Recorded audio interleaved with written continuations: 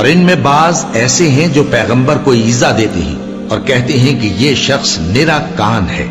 इनसे कह दो कि वो कान है तो तुम्हारी भलाई के लिए, वो अल्लाह का और मोमिनों की बात का यकीन रखता है, और जो लोग तुम में ईमान लाए हैं उनके लिए रहमत है, और जो लोग अल्लाह के रसूल को रंज पहुंचाते हैं उनके लिए अजाब अलीम तैयार है। मोमिनो, ये लोग तुम्हारे सामने अल्लाह की कस्में खाते हैं ताकि तुमको खुश कर दें।